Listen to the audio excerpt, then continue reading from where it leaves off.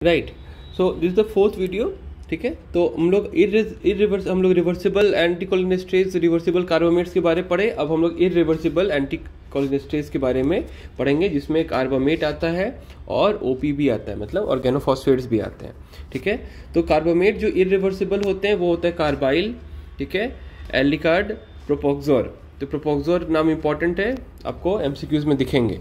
ठीक है, इसके अलावा आपका ऑर्गेनोफॉस्फोरस में आ जाएगा आपका मैलाथायोन, पैराथायोन, ठीक है, सुल्थायोन, डायजीनॉन, ठीक है ना, क्लोरपाइरिफॉस, डिफ्लॉस, टैबून, सैरिन, है ना, वीएक्स एजेंट और सोनम और टीएलएक 20 भी होता है।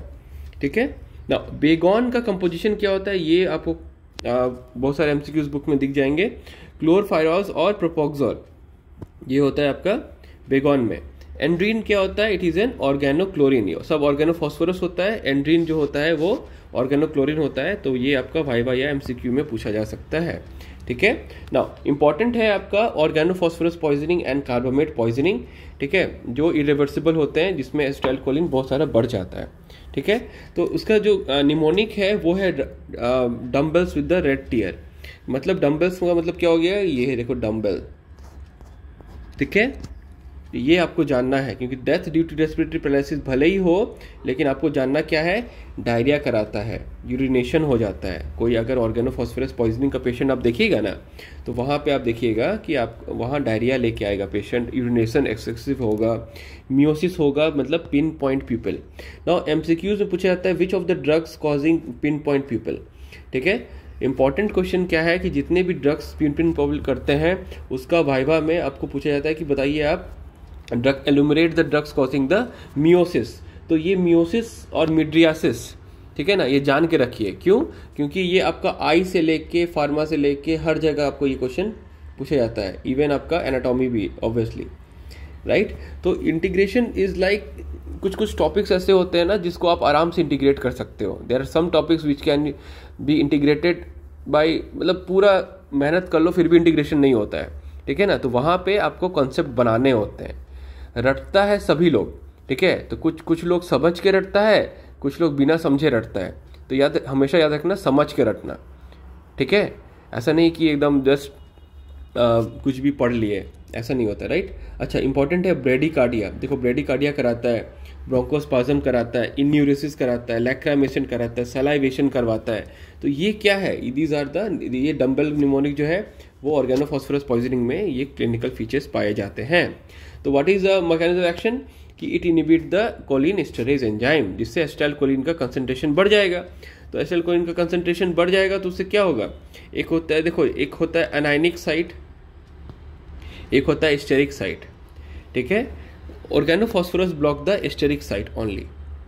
एस्टेरिक साइट में जाके यहाँ पे ब्लॉक कर देता है।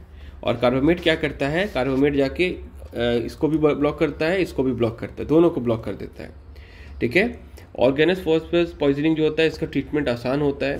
कार्बामेट पॉइजनिंग में मुश्किल होती है। ठीक है, तो इसको बहुत लोग बायोटेररिज्म के रूप में भी यूज़ करते हैं। ठीक है, तो ये सब चीज़ के बारे में जानना आपको जरूरी है, बायोटेररिज्म क्या होता है, ये सब। राइट ना। ट्रीटमेंट में आपको एट्रोपिन यूज करेंगे, बिकॉज एट्रोपिन।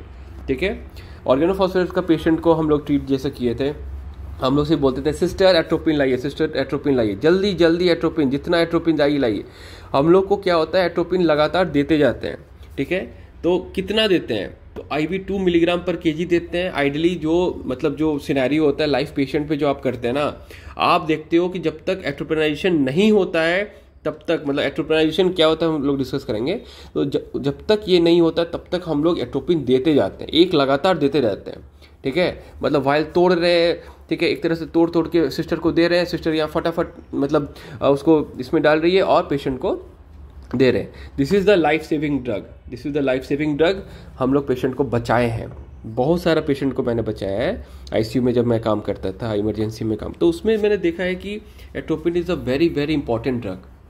ठीक है, हर एक जगह में जहाँ भी लाइफ सेविंग ड्रग होता है ये। ठीक है, नॉरैड, एट्रोपिन, ये सब जो होता है ना, ये लास्ट में पेशेंट का जब कुछ नहीं बचता है तो पेशेंट को बचाने के लिए हम लोग यही सब दवाई देते हैं। ठीक है। इंपॉर्टेंट है आपका एट्रोपाइजेशन में क्या क्या होता है। तो मिडियासिस तो होता है, चलो आँख बड़ा बड़ा हो जाता है, प्यूपिल जो होता है वो बड़ा हो जाता है।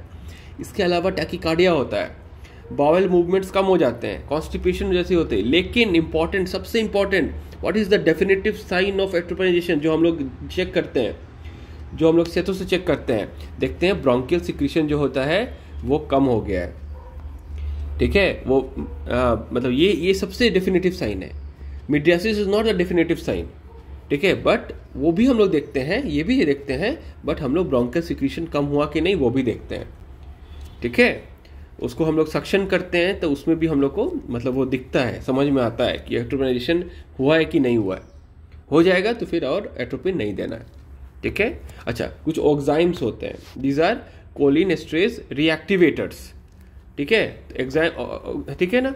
तो कोलिनेस्ट्रेज रिएक्टिवेटर्स, लेकिन ये दोनों साइड को रिएक्टिवेट नहीं करेगा, दोनों साइड को वो रिएक्टिवेट नहीं करेगा। एनायनिक साइट और स्टेरिक अगर दोनों जगह अगर हो जाएगा तो ऑक्साइम काम नहीं कर पाए, क्योंकि ऑक्साइम को बाइंड करना होता है, ठीक है। अगर दोनों जगह अगर ब्लॉक हो जाएगा तो ऑक्साइम बाइंड नहीं कर पाएगा, इसीलिए ये ऑर्गेनोफॉस्फोरस में हम लोग सिर्फ यूज करते हैं, ठीक है। It is contraindicated in carbamate poisoning, ठीक है, only effective in the organophosphorus early poisoning, right, क्योंकि oxime bind to the anionic site. तो एनायनिक साइट फ्री रहेगा तभी ना ऑक्साइम जाके बाइंड करेगा, ठीक है।